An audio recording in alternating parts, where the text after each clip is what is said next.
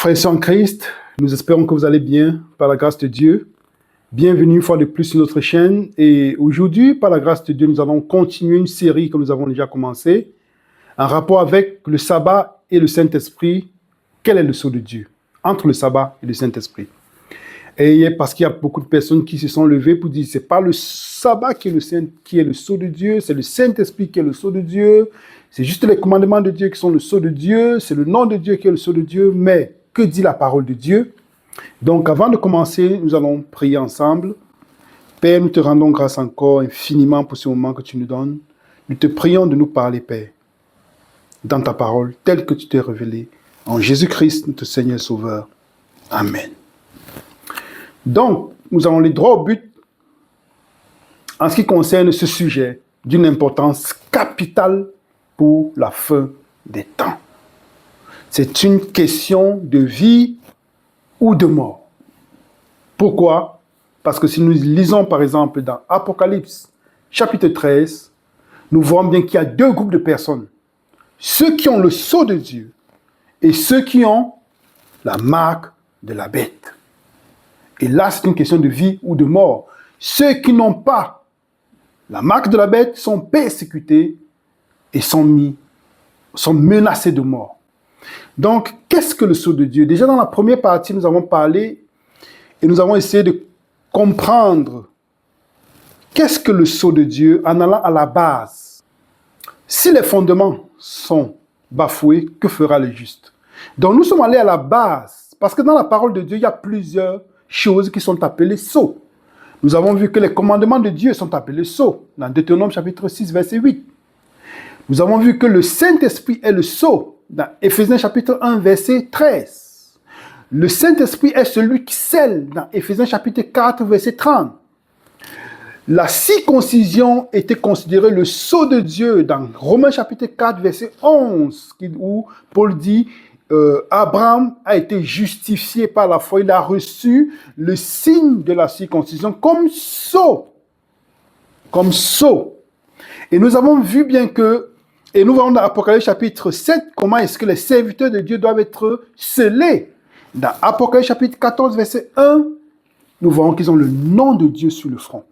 Du coup, pour créer beaucoup de polémiques, parce que nous savons que c'est l'ennemi qui est à la base de la confusion, on veut toujours créer la confusion, bien créer l'opposition entre toutes ces choses. Pourtant, Dieu a un seul message. Donc, dans la première partie, nous avons vu que, en prenant la circoncision comme sceau, parce que c'est la base, si nous n'avons pas compris la circoncision comme sceau, ça serait difficile pour nous, presque impossible pour nous de pouvoir comprendre les autres sceaux, que ce soit le Saint-Esprit, les commandements de Dieu, le sabbat, parce que dans Exode chapitre 31, verset 13, c'est écrit que Dieu dit, je leur donnerai mes sabbats comme un signe. La parole en grec, c'est sceau. Pas en grec, mais dans la Strong Bible, c'est sceau. Donc, ce serait difficile de comprendre tous ces types de sceaux si nous n'avons pas compris à la base qu'est-ce que la circoncision comme sceau.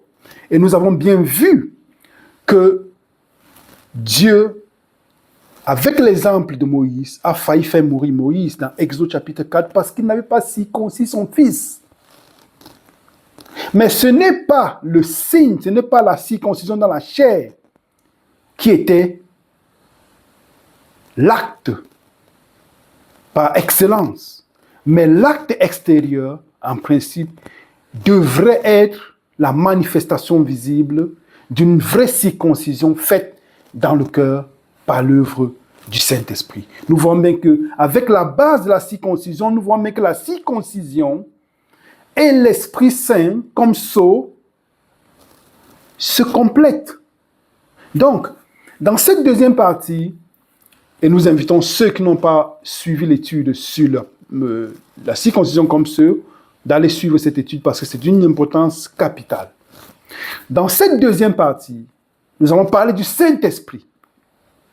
Parce qu'il y a des gens qui disent que c'est seulement le Saint-Esprit qui est le sceau de Dieu. Certains ont un esprit de rébellion, d'autres un esprit d'une mauvaise conscience, comme Paul le dit même dans la lettre à Timothée, qu'il y a des personnes comme ayant une mauvaise conscience ont naufragé dans la foi. En prenant l'exemple dans 1 Timothée chapitre 1, versets 16 et 17, lui prend l'exemple de Alexandre et Hyménée. Donc il y a des personnes qui ont une mauvaise conscience, mais c'est Dieu qui va juger les cœurs. Il y a d'autres qui le disent par ignorance. Et il y a d'autres qui le disent aussi parce qu'ils ont entendu dire. Donc, qu'en est-il du Saint-Esprit? Dans Apocalypse chapitre 7, allons ensemble dans Apocalypse chapitre 7, nous vous invitons à prendre vos Bibles. Apocalypse chapitre 7, nous lisons ensemble les versets 1 à 4. Après cela, je vis 4 anges debout aux 4 coins de la terre. Ils retenaient les 4 vents de la terre, afin qu'il ne soufflât point de vent sur la terre, ni sur la mer, ni sur aucun arbre. Et je vis un autre ange qui montait du côté du soleil levant et qui tenait le sceau du Dieu vivant.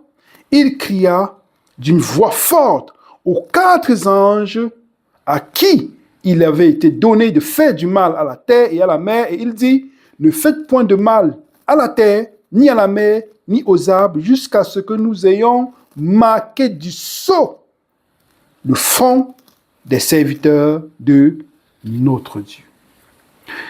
Donc, si le Saint-Esprit est seulement le sceau, question, comment est-ce que les anges ont entre les mains l'Esprit Saint? Ça, c'est juste pour nous pousser notre réflexion. Une autre chose, avant de revenir dans ce texte, et selon le contexte de ce sceau, nous allons aller ensemble dans Éphésiens chapitre 1. Parce que beaucoup de personnes citent Éphésiens chapitre 1, verset 13, pour dire, vous voyez, c'est le Saint-Esprit qui est le sceau. Il n'y a que le Saint-Esprit qui est le sceau. Du coup, on fait une guerre, on crée une guerre, une opposition entre le Saint-Esprit, les commandements de Dieu, qui sont spirituels, et spirituel vient d'esprit, le sabbat et la circoncision. Et nous savons que la circoncision a été remplacée par le baptême. Donc, allons lire Éphésiens chapitre 1, verset 13. En lui, vous aussi, après avoir entendu la parole de la vérité, l'évangile de votre salut, en lui, vous avez cru et vous avez été scellés du Saint-Esprit qui avait été promis. Donc, Paul s'adresse aux chrétiens de l'église d'Éphèse. Pourquoi? Parce que nous voyons aussi dans Éphésiens chapitre 1, si nous allons ensemble dans Éphésiens chapitre 1, verset 1, Paul va dire, Paul, apôtre de Jésus-Christ, par la volonté de Dieu, aux saints qui sont à Éphèse et aux fidèles en Jésus-Christ. Donc, Paul s'adresse aux saints qui sont à Éphèse, donc les chrétiens qui sont à Éphèse. Et qu'est-ce qu'il dit aux chrétiens qui sont à Éphèse? Il dit, après avoir entendu la parole de la vérité, l'évangile de votre salut, en lui, vous avez cru et vous avez été scellés du Saint-Esprit. Donc, il y a 3 étapes. Ils ont entendu l'évangile, ils ont cru et ils ont été scellés du Saint-Esprit qui avait été promis. Ok. Nous voyons bien que le Saint-Esprit ici est le sceau. Mais maintenant, restons toujours dans le contexte. Parce qu'un texte qui est hors de son contexte peut être un prétexte, comme le dit souvent. La question est de savoir, l'Esprit Saint avait été promis pour quel motif? Pourquoi l'Esprit Saint avait-il été promis? Allons dans Éphésiens chapitre 2. Lisons le verset 1 et 2. Vous étiez morts par vos offenses et par vos péchés, dans lesquels vous marchiez autrefois selon le train de ce monde, selon le prince de la puissance de l'air, de l'esprit qui agit maintenant dans les fils de la rébellion. Vous étiez morts par vos offenses dans vos péchés. Pourquoi l'Esprit Saint avait été promis? Parce que Adam, dans Genèse chapitre 3, en péchant, s'est éloigné de Dieu. L'Esprit Saint s'est séparé d'Adam. Et c'est la raison pour laquelle il est écrit dans Romains chapitre 3, verset 23, nous sommes tous péché et sont privés de la gloire de Dieu, sont privés du caractère de Dieu, raison pour laquelle nous allons voir dans Apocalypse chapitre 14, verset 1, qu'ils ont le nom, les 144 000, le nom de Dieu sur le front. Donc le caractère de Dieu a été élaboré en eux, par l'œuvre du Saint-Esprit, par la grâce en Jésus-Christ. Donc, quand Adam pêche, il perd le Saint-Esprit, d'où nous héritons de ceci, et aussi les païens que nous sommes. C'est la raison pour laquelle Paul va dire aux Éphésiens, vous étiez morts par vos offenses et par vos péchés. Donc, raison pour laquelle le Saint-Esprit a été promis. Le Saint-Esprit a été promis en Jésus-Christ. Comme le Saint-Esprit a été promis, allons ensemble, Éphésiens chapitre 2, verset 6.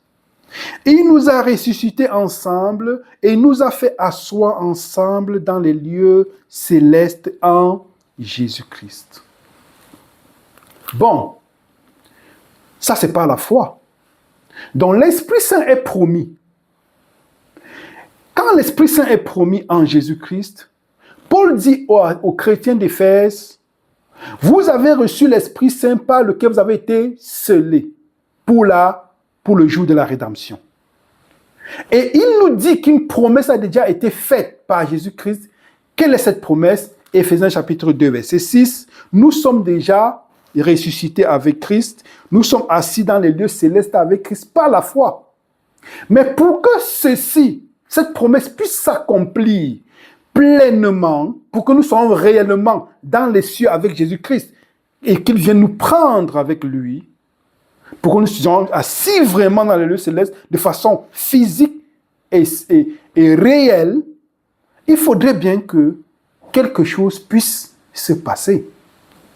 Parce que les chrétiens de l'église d'Éphèse, bien qu'ils aient été scellés par le Saint-Esprit, seront tous sauvés? Est-ce que tous les chrétiens d'église d'Éphèse seront sauvés parce qu'ils ont été scellés du Saint-Esprit? Nous sommes dans ce contexte. Non. Ce n'est pas tous les chrétiens de l'église d'Éphèse. Et l'église, la lettre qu'il envoie à Éphèse, c'est la même qu'il va envoyer à Thessalonique, c'est la même qu'il va envoyer à Corinthe. Donc, nous voyons que, est-ce que tous les chrétiens de l'église d'Éphèse, Corinthe, Thessalonique, vont être sauvés parce qu'ils ont été scellés du Saint-Esprit? Non. Nous voyons bien que nous devons comprendre le scellement dans un contexte bien précis. Pourquoi? Parce que nous étions dans le premier Adam. Mais quand arrive le second Adam, par la foi en Jésus-Christ et par les eaux du baptême, en passant par les eaux du baptême, qui est un acte de foi, nous entrons dans la famille divine. Donc nous sommes acceptés dans la famille divine comme membres de la famille divine. Et à partir du moment où nous acceptons d'entrer dans la famille divine, nous sommes scellés du Saint-Esprit. Mais il faudrait bien que l'Esprit Saint en nous puisse travailler de telle sorte que nous puissions grandir de gloire en gloire. De telle sorte que nous puissions grandir de gloire en gloire et arriver à la stature parfaite de Jésus-Christ. Et c'est ça que Paul dit aux chrétiens de l'église d'Éphèse. Vous avez été scellés du Saint-Esprit. Et puis il va dire autre chose encore dans Éphésiens 4, verset 30. Qu'est-ce qu'il va dire, Éphésiens 4, verset 30? N'attristez pas le Saint-Esprit de Dieu par lequel vous avez été scellés pour le jour de la rédemption. N'attristez pas le Saint-Esprit par lequel vous avez été scellés. Il parle toujours à l'église d'Éphèse. Pour le jour de la rédemption. Parce que l'Esprit Saint en vous voudrait vous faire grandir de gloire en gloire. C'est ce qu'on appelle la sanctification. Donc, le scellement de l'église d'Éphèse est en rapport avec la sanctification. Et c'est la raison pour laquelle nous allons voir que le contexte, quand il dit qu'ils ont été scellés, n'attristez pas le Saint-Esprit de Dieu par lequel vous avez été scellés pour le jour de la rédemption. Voyons bien le contexte, toujours à l'église d'Éphèse. Lisons Éphésiens chapitre 4, versets 20 à 24. Mais vous, Ce n'est pas ainsi que vous avez appris Christ. Si du moins vous l'avez entendu, et si conformément à la vérité qui est en Jésus, c'est en lui que vous avez été instruits à vous dépouiller, eu égard à votre vie passée, du vieil homme qui se corrompt par des convoitises trompeuses, à être renouvelé dans l'esprit de votre intelligence et à revêtir l'homme nouveau créé selon Dieu dans une justice et une sainteté que produit la vérité. Nous voyons bien qu'ici, c'est le travail du Saint-Esprit de pouvoir nous renouveler dans l'homme, du vieil homme au nouvel homme. Donc, ce seulement a pour but de travailler en nous, l'œuvre du Saint-Esprit en nous, afin que nous puissions arriver à la stature parfaite de Jésus-Christ. Donc nous voyons bien, le scellement dans ce contexte n'a rien à voir, ou bien le scellement dans ce contexte est autre chose par rapport au scellement que nous trouvons. Nous allons parler certainement de façon plus approfondie dans la troisième partie que nous allons faire sous le sceau de Dieu. Donc, comme nous étions tous ennemis de Dieu, dans Romains chapitre 8, allons ensemble dans Romains chapitre 8, verset 15. Que dit Romains chapitre 8, verset 15? Verset 14. Car tous ceux qui sont conduits par l'Esprit de Dieu sont fils de Dieu. Verset 15. Et vous n'avez point reçu un esprit de servitude pour être encore dans la crainte, mais vous avez reçu un esprit d'adoption par lequel nous crions Abba, Père. Nous avons reçu un esprit d'adoption. Pourquoi? Parce que nous étions dans le premier Adam selon la chair, et maintenant que nous naissons de nouveau dans le deuxième Adam selon l'esprit, nous recevons l'esprit d'adoption afin que nous puissions dire Abba, Père. Ça, c'est le sens du scellement d'Éphésiens chapitre 1, verset 13. Donc, Éphésiens chapitre 1, verset 13 nous dit que nous avons, après avoir écouté la parole de l'évangile de notre salut, et que nous avons cru, nous avons reçu le Saint-Esprit par lequel nous avons été scellés. Parce que ce Saint-Esprit veut en nous faire grandir de gloire en gloire. Ça, c'est de la sanctification. Et maintenant, il y a autre chose. Nous avons vu que nous étions dans le premier Adam et Dieu nous a adoptés par son Esprit Saint dans le deuxième Adam en nous scellant du Saint-Esprit. Mais sauf que nous pouvons aussi perdre le Saint-Esprit. Nous pouvons perdre le Saint-Esprit. Donc nous allons bien voir que ce scellement est en partie, ou bien ce scellement doit être compris dans son contexte. Donc ne pas prendre ce contexte et dire nous sommes seulement scellés par le Saint-Esprit. Non, ce serait une demi-vérité. Maintenant, il y a autre chose, c'est que si nous continuons, nous allons dans Éphésiens chapitre, rentrons encore dans Éphésiens chapitre 1. Éphésiens chapitre 1. Relisons les versets 13 et nous allons nous arrêter au verset 14. Éphésiens chapitre 1, versets 13 et 14. En lui, vous aussi, après avoir entendu la parole de la vérité, l'évangile de votre salut, en lui, vous avez cru et vous avez été scellés du Saint-Esprit qui avait été promis. Nous avons compris que le Saint-Esprit avait été promis parce qu'Adam avait péché. Donc, verset 14. Lequel est un gage de notre héritage pour la rédemption de ceux que Dieu s'est acquis à la louange de sa gloire. Lequel est un gage dont le Saint-Esprit, ce scellement reçu par les chrétiens d'Éphèse est un gage. C'est une garantie. Pourquoi? De notre héritage, pour pouvoir entrer dans la terre promise, pour la rédemption de ceux que Dieu s'est acquis à la louange de sa gloire. Quand on dit que c'est un gage, qu'est-ce qu'un gage? Dans d'autres traductions, c'est un contrat préliminaire. Un peu comme quand quelqu'un va acheter une maison. Quand quelqu'un va acheter une maison, le plus souvent, avec l'agent immobilier, quand on a choisi la maison, on donne un gage, on donne une certaine somme et on fait un contrat préliminaire.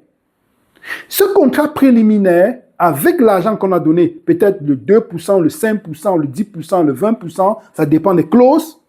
Si celui qui veut la maison ne finit pas avec la garantie, ne conclut pas la garantie financière, la maison n'entrera pas en sa possession.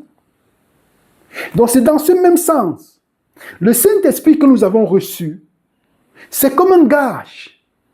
Mais pour que nous puissions entrer dans la terre promise, il faudrait bien que, en marchant en nouveauté de vie par la puissance de l'Esprit Saint en nous, de gloire en gloire, que nous puissions arriver à la statue parfaite de Christ pour pouvoir entrer dans l'héritage.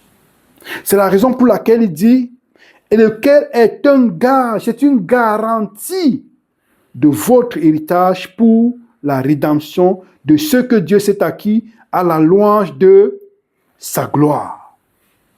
Donc, le Saint-Esprit c'est un gage. Maintenant, pour que nous puissions comprendre bien le contexte d'Apocalypse chapitre 7, nous allons aller aussi voir une parole très importante d'Apocalypse chapitre 7. Retournons dans Apocalypse chapitre 7. Apocalypse chapitre 7. Lisons encore le verset. Verset 2. Et j'ai vu un autre ange qui montait du côté du soleil levant et qui tenait le sceau de Dieu vivant. Il cria d'une voix forte aux 4 anges à qui il avait été donné de faire du mal à la terre et à la mer. Et il dit, ne faites point du mal à la terre, ni à la mer, ni aux arbres, jusqu'à ce que nous ayons marqué du sceau le front des serviteurs de notre Dieu. Nous allons comprendre que ce sceau aussi en relation avec le contexte.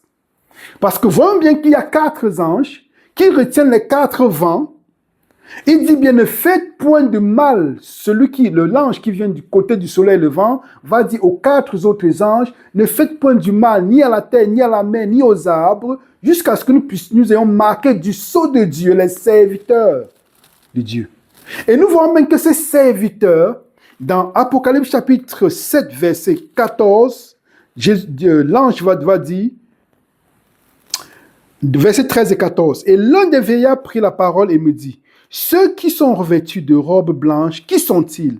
Et d'où sont-ils venus? Verset 14, je lui dis, mon Seigneur, tu le sais. Et il me dit, ce sont ceux qui viennent de la grande tribulation. Ils ont lavé leurs robes et ils les ont blanchis dans le sang de l'agneau. Donc, ceux-ci viennent de quoi? De la grande tribulation.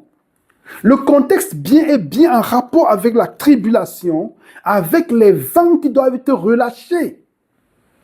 Donc, ce contexte du sceau doit être considéré selon le contexte d'Apocalypse chapitre 7. Et ce qui va attirer notre attention maintenant, toujours en relation avec le Saint-Esprit, c'est de pouvoir comprendre qui sont les serviteurs de Dieu. Parce que ceux qui sont scellés sont les serviteurs de Dieu. Mais qu'est-ce qu'un serviteur?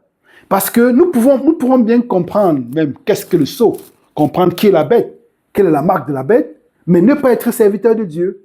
Donc la chose la plus importante dans tout ceci, c'est quoi? C'est d'être un serviteur de Dieu.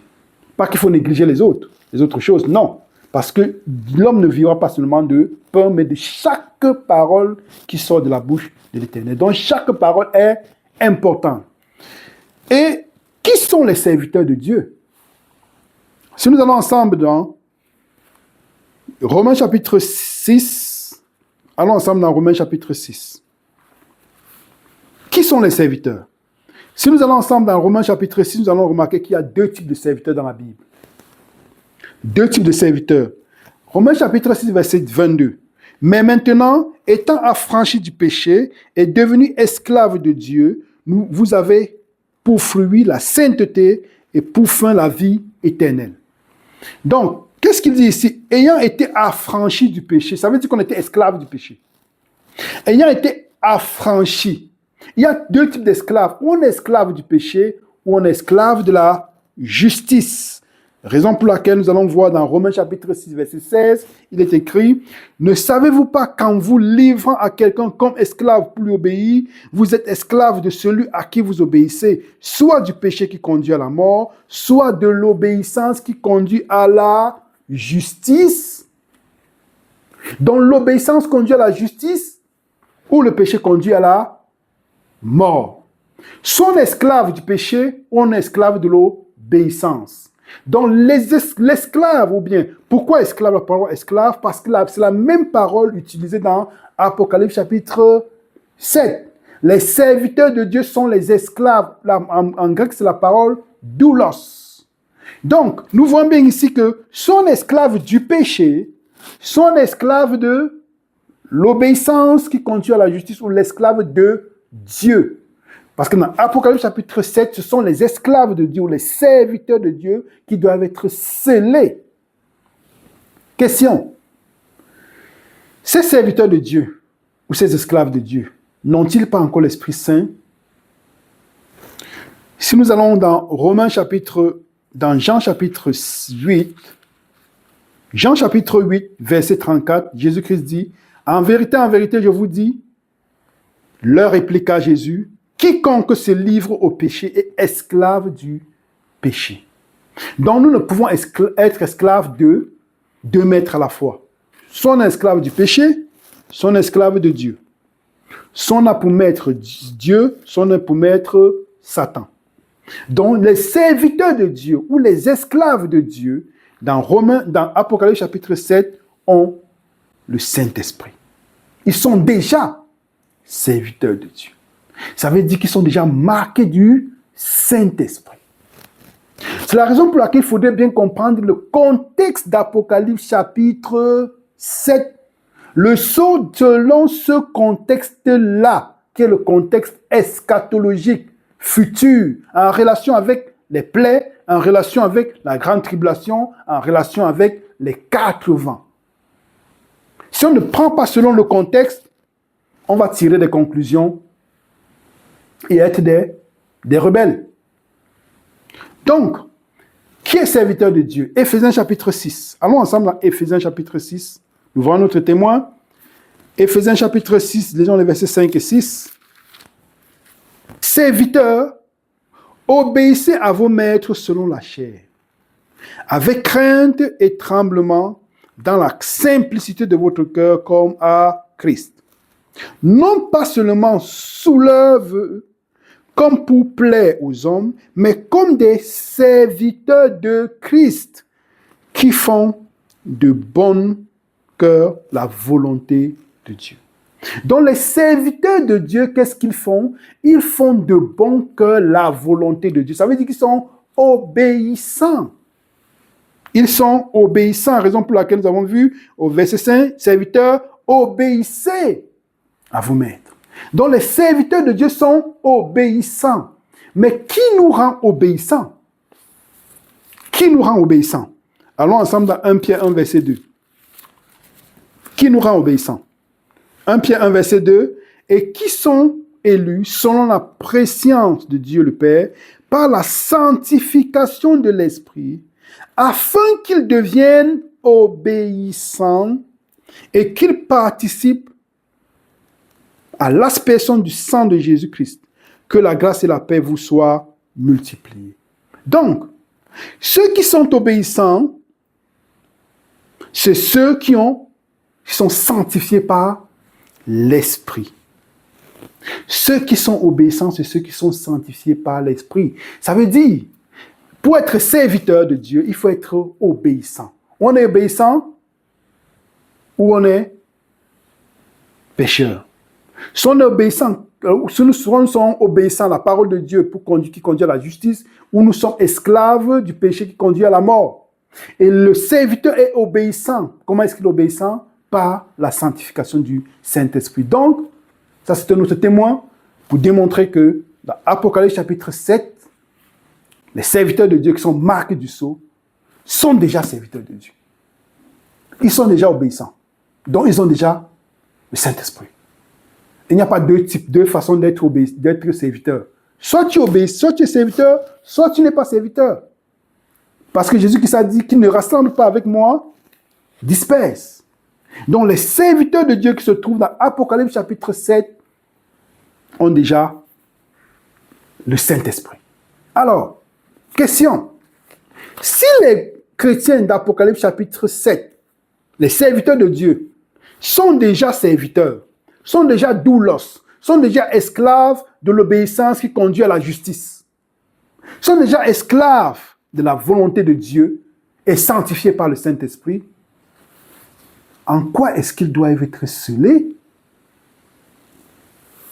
Question. Et ceci ouvre le débat à notre troisième partie que nous allons faire pendant la semaine.